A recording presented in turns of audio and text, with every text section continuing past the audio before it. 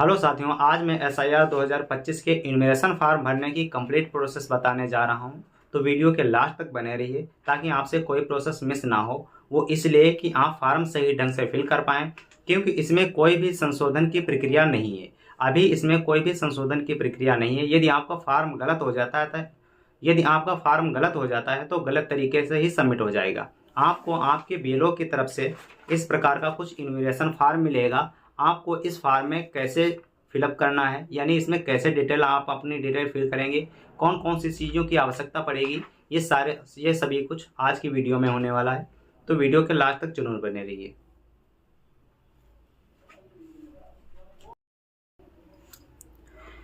तो दोस्तों, BLO की तरफ से हमको कुछ इस प्रकार का फॉर्म देखने को मिलता है। आप लोगों को दिखाते हैं। इस प्रकार का फॉर्म देखने को मिलता है जिसमें हमारी डिटेल पहले से ये डिटेल पहले फिल होगी और यहाँ पे ये डिटेल फिर मिलती है। तो यहाँ पे मैं आप लोगों को यहाँ पे कंप्लीट डिटेल बता दूँ। यहाँ पे जब हमको इस प्रकार का फॉर्म मिलता है, इन्विजिलेशन फॉर्म, तो यहाँ पे पहले ये भारत निर्वाचन आयोग लिखा होता है, ठीक है। उसके नीचे गणना प्रपत्र और सेम उसके नीचे आपके BLO का नाम और उसकी डिटेल यहाँ पे देखने को मिलती है, यानी उसका कॉन्टैक्ट नंबर भी देखने को मिल जाता है। साथ में आपका जो इन्विजिलेशन फॉर्म होगा उसमें कुछ प्री डिटेल, यहाँ पे प्री फिल्ड डिटेल मिलेगी, यानी पहले से भरी डिटेल मिलेगी। यहाँ पे आपको एपिक कार्ड वगैरह फिल मिलेगा और उसके साथ में आपके यहाँ पे जो बूथ संख्या वगैरह देखने को मिल जाएगी। साथ में QR और आपका एक फ़ोटो मिल जाता है। साथ में यहाँ पे आपको वर्तमान फ़ोटो एक चिपकाना होता है जो पासपोर्ट साइज़ का होगा। फिर यहाँ पे पहला सेक्शन स्टार्ट होता है। पहले सेक्शन में हमें अपनी पर्सनल डिटेल को फिल करना होता है, ठीक है। अब मैं यहाँ पे एक इस फार्म को फिल करके आपको दिखाता हूँ कि कौन कौन सी डिटेल हमको पर्सनल इन्फॉर्मेशन में, पर्सनल डिटेल में फिल करनी होगी। तो हमारे सामने पहला जो सेक्शन मिल जाता है ये पर्सनल डिटेल का है और इसमें सबसे पहले हमको अपनी DOB फिल करनी होती है। DOB में आप पहले दिन और उसके बाद माह और उसके बाद ईयर को फिल करेंगे। तो जैसे किसी की DOB यहाँ पे है 18, ठीक है। उसके बाद हमने यहाँ पे मंथ को फिल किया और उसके बाद यहाँ पे ईयर को फिल कर लेंगे, ठीक है। तो यहाँ पे मान लो ईयर 1998 है, तो यहाँ पे ईयर को इस तरीके से DOB आपको फिल कर लेनी है। उसके बाद क्या करना है, आधार नंबर, यहाँ पे आधार की संख्या फिल कर लेनी है, ठीक है। तो मैं यहाँ पे सिंपल लिख रहा हूँ, केवल आधार, ठीक है। यहाँ पे आपको आधार की संख्या फिल कर लेनी है। उसके बाद यहाँ पे आधार के बाद अपना मोबाइल नंबर फिल कर लेना है, ठीक है। यहाँ पे मोबाइल नंबर, ठीक, यहाँ पे आपको मोबाइल नंबर फिल कर लेना है। यहाँ पे मोबाइल नंबर फिल कर लेने के बाद नीचे सेक्शन में आपको पिता या अभिभावक का नाम, यानी आपके पिता का नाम यहाँ पे पढ़ना है, ठीक है। या आपके कोई संरक्षक हैं, अभिभावक हैं, उनका नाम यहाँ पे पढ़ना है। तो पिता का नाम यहाँ पे मैं डायरेक्टली लिख रहा हूँ, ठीक है। यहाँ पे लिखना है आपको पिता का नाम। इस सेक्शन में आपको पिता का नाम यहाँ पे फिल कर लेना है, इस वाले कॉलम में। उसके बाद यहाँ पे पिताजी का यदि आपके वोटर ID कार्ड है तो यहाँ पे जैसे कि मैंने लिस्ट दिखाई थी उस लिस्ट में आपका ये पिता का नाम है और उसके आगे एपिक कार्ड नंबर पड़ा है, यानी वोटर ID कार्ड पड़ा है, तो यहाँ पे आपको वोटर ID कार्ड नंबर डाल लेना है, ठीक है। कुछ केसेस में होता है, कुछ केसेस में नहीं मिलता है, तो आपको यदि अगर एपिक कार्ड का नंबर मिल जाता है तो यहाँ पे एपिक कार्ड का नंबर फिल कर लेंगे इस तरीके से। तो यहाँ पे मैं अगर है तो डाल लेंगे, नहीं है तो कोई बात नहीं, ठीक है। यहाँ पे ये ऑप्शनल है, इसको यदि उपलब्ध है तो डाल लो, नहीं है तो कोई बात नहीं। उसके बाद अपनी मदर का नाम यहाँ पे डालना है, ठीक है। तो यहाँ पे हम माता का नाम फिल कर लेंगे, जो भी है यहाँ पे माता का नाम फिल कर लेंगे।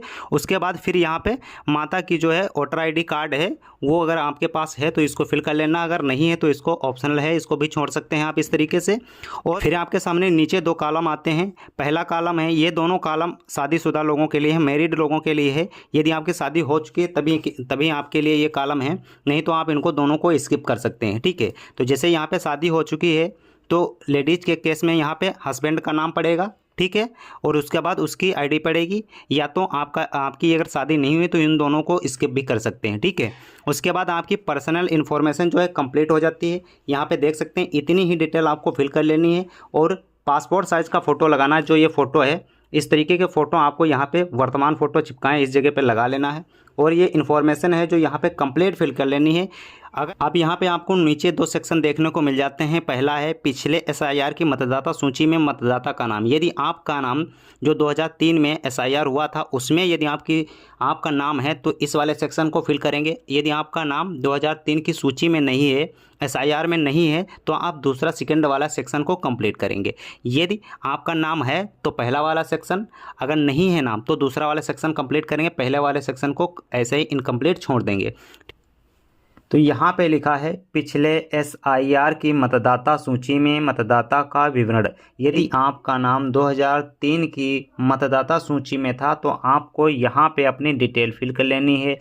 तो इस डिटेल में आपको सबसे पहले अपना निर्वाचक का नाम यानी आपका नाम फिल होगा। तो यहाँ पे अपना नाम फिल कर लेना है। यहाँ पे फिल करेंगे अपना नाम, ठीक है। जो भी निर्वाचक होंगे अपना नाम फिल करेंगे यहाँ पे। उसके बाद अपनी जो है वोटर संख्या यहाँ पे डालेंगे, वोटर ID का नंबर डालेंगे, ठीक है। इपिक जिसको बोलते हैं इपिक नंबर, तो यहाँ पे वोटर कार्ड नंबर पड़ेगा, वोटर कार्ड नंबर डालेंगे, ठीक है। यहाँ पे वोटर कार्ड नंबर डालेंगे। उसके नीचे आपको सेक्शन मिलेगा संबंधी, ठीक है। संबंधी में आप अपने पिताजी का नाम डालेंगे। यदि आपका वोटर लिस्ट में नाम है तो आप अपने पिताजी का नाम यहाँ पे फिल करेंगे। तो यहाँ पे पिता का नाम डालेंगे, ठीक है। इस तरीके से पिता का नाम। अब आप यहाँ पे संबंध डालेंगे कि आपका संबंध पिताजी से क्या है। तो यहाँ पे ये आपके पिताजी हैं, तो यहाँ पे क्या डालना है आपको, इनसे आपका क्या संबंध है। संबंधी जो है पिता का नाम, यहाँ पे ये हमारे जो पिता हैं, ठीक है। तो यहाँ पे पिता का नाम फिल कर लेना है, पिता डालने हैं। उसके बाद यहाँ पे आपको अपना डिस्ट्रिक्ट चूज कर लेना है, यानी अपना ज़िला यहाँ पे चूज कर लेना है, ठीक है।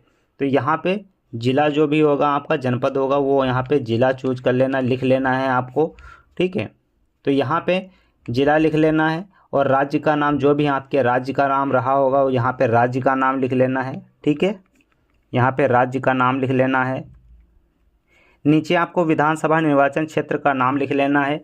तो यहाँ पे विधानसभा निर्वाचन क्षेत्र का नाम ये 2003 की सूची के अनुसार होगा। जो 2003 की सूची में था वही विधानसभा का नाम यहाँ पड़ेगा। 2003 की सूची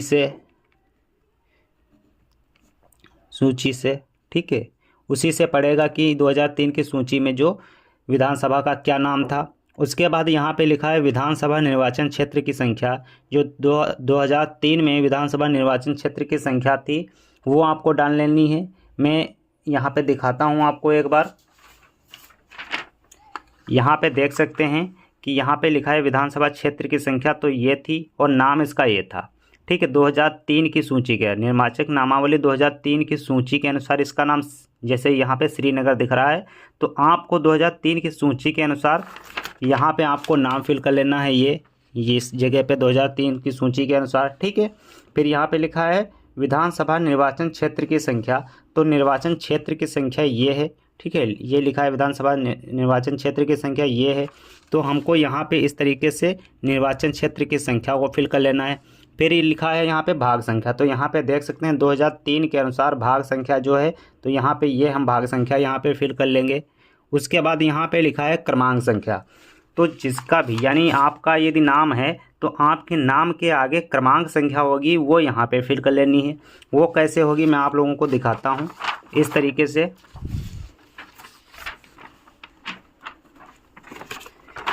से आपके सामने वोटर लिस्ट होगी, ठीक है। और यदि आपका नाम यहाँ पे कोई भी, मान लो यहाँ पे कोई भी नाम है, ठीक है, जो भी आपका नाम रहा होगा, मैं यहाँ पे उदाहरण के लिए दिखा रहा हूँ। यहाँ पे कोई भी नाम होगा, उस नाम के आगे ये जो नंबर है ये क्रमांक होगा। ऊपर देख सकते हैं यहाँ पे आपको डिटेल देखने को मिल जाएगी। ये डिटेल आपको देखने को मिल जाएगी। देखिए इस तरीके से ये सूची होगी, ठीक है। ये देखो यहाँ पे ये सूची होगी और यहाँ पे लिखा है जो निर्वाचक का क्रमांक संख्या, लिखा है निर्वाचक क्रमांक संख्या। यहाँ पे ये जो है क्रमांक संख्या है। तो यदि आपका नाम है ये वाली संख्या आपको यहाँ पे फिल कर लेनी है। तो यहाँ पे 56 यानी जो भी आपका नाम होगा उसके नाम के आगे ये वाला नंबर जो क्रमांक संख्या होगी वहीं आपको फिल कर लेनी है। तो यहाँ पे मैं उदाहरण के लिए कोई भी नंबर यहाँ पे डाल लेता हूँ, ठीक है। तो यहाँ पे मान लो 56 मैंने डाल लिया। तो जो भी आपकी क्रमांक संख्या रही होगी यदि आपका नाम 2003 की सूची में है तो वो आपको यहाँ पे फिल कर लेनी है। यदि आपका 2003 की सूची में नाम नहीं है तो फिर इस वाले सेक्शन को कंप्लीट करना है। अगर 2003 की सूची में नाम है तो इस वाले सेक्शन को कंप्लीट कर लेना है। इस वाले सेक्शन को ऐसे ही ब्लैंक छोड़ देना है आपको, ठीक है। और फिर यहाँ पे ये डिटेल कंप्लीट हो गई। उसके बाद यहाँ पे लिखा है मतदाता या किसी अन्य वयस्क पारिवारिक सदस्य के हस्ताक्षर, बाएं अंगूठे का निशान, रिश्ते का उल्लेख करें तिथि सहित, ठीक है। तो यहाँ पे आपको हस्ताक्षर करना है, ठीक है। और उसके बाद यहाँ पे आपको डेट भी साथ में डाल देना है। जो भी डेट होगी, दिनांक होगी, वो यहाँ पे आपको डाल देना है। और चाहें तो यहाँ पे आप रिश्ते का नाम भी लिख सकते हैं। उसके बाद आप इतनी डिटेल फिल करके अपने BLO को दे देंगे और BLO अपने हस्ताक्षर यहाँ पे करेगा और इस फार्म को सबमिट कर देगा, तो आपका जो है SIR कंप्लीट हो जाएगा। तो यदि आपका नाम लास्ट SIR 2003 की मतदाता सूची में है तो इस तरीके से अपना फॉर्म फिल करके कंप्लीट करके आप अपने BLO को दे देंगे। वो SIR 2025 का आपकी प्रोसेस कंप्लीट कर देगा और आपका SIR फॉर्म कंप्लीट हो जाएगा। तो हमारे द्वारा दी गई जानकारी कैसी लगी कमेंट में ज़रूर बताएं। और भी कोई भी आपको जानकारी इससे संबंधित चाहिए तो कमेंट में लिखकर हमें बता सकते हैं। मैं वीडियो के माध्यम से या कमेंट में ही आपको रिप्लाई दे दूंगा। ठीक है, तो जानकारी अगर अच्छी लगी हो तो दोस्तों के साथ शेयर कीजिए और हमारे चैनल पर नए हो तो ऐसी ही नई जानकारी के लिए हमारे चैनल को सब्सक्राइब करना ना भूलें। मिलते हैं नेक्स्ट वीडियो में, तब तक के लिए जय हिंद दोस्तों।